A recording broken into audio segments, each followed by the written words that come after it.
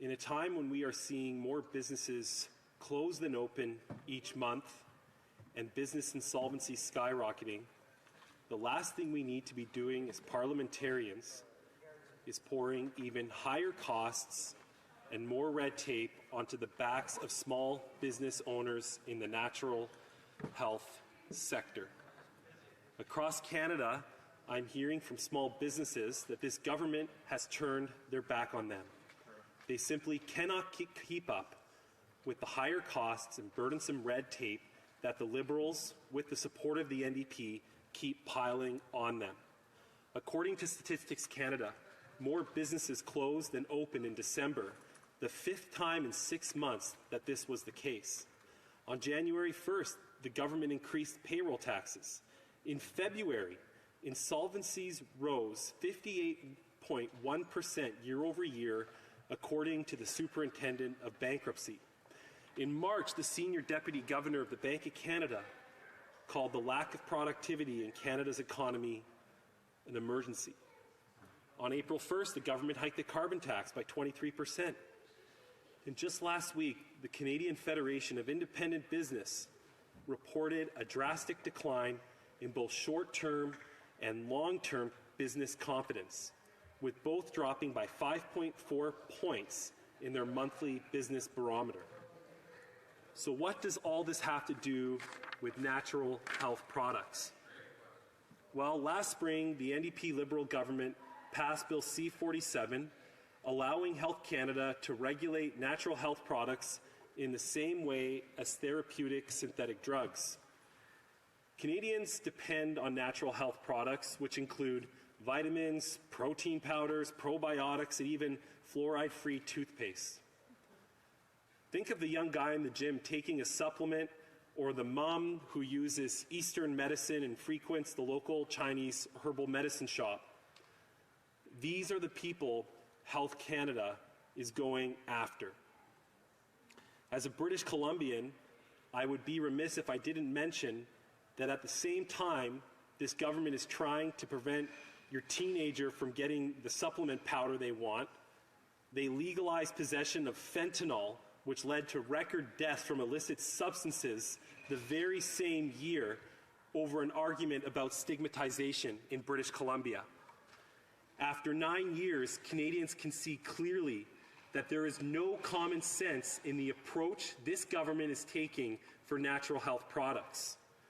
The changes made will reduce choice, increase costs for consumers, and drive businesses' investment in product development out of Canada. So what is exactly changing for natural health products? First, Health Canada is implementing new regulations that treat natural health products the same as over-the-counter synthetic drugs, placing significant red tape on the small and medium-sized businesses who produce and sell these products. This will result in fewer options for Canadians, pushing consumers to foreign online retailers where you may have no idea where the product came from or what, in fact, is in it.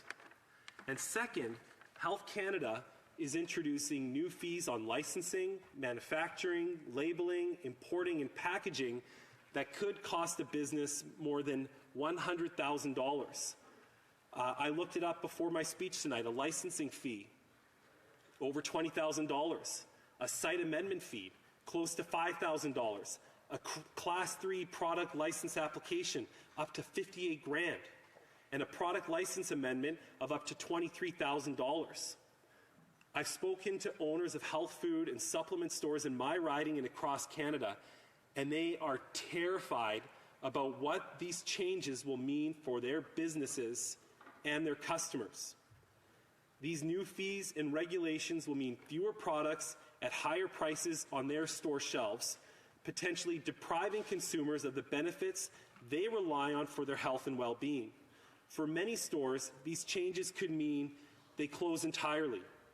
A buddy of mine, Mike Bjorndal, we went to high school together. He left a stable job. He started a small business with a few other partners in the natural health food supplement industry. He told me directly that if these changes go through, they're either moving their shop to America, reducing their taxes paid in Canada, and shutting their doors.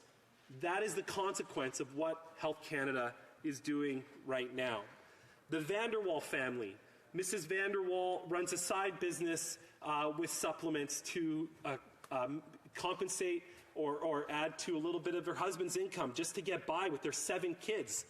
They rely on the current regulatory framework to pay their monthly bills. The natural health product industry continues to introduce new ideas and improve products. However, higher licensing fees will discourage companies from investing in research and development, meaning fewer new products being developed or manufactured here in Canada. Natural health products play a crucial role in addressing unique health concerns that conventional medicine may not adequately address. Higher fees will invariably lead to fewer options and consumers being forced to turn to pharmaceutical alternatives or products that are not made in Canada. I referenced the alarming statistics on business insolvencies earlier, and these changes are only going to make things worse in an industry that generates billions of dollars in economic growth in Canada.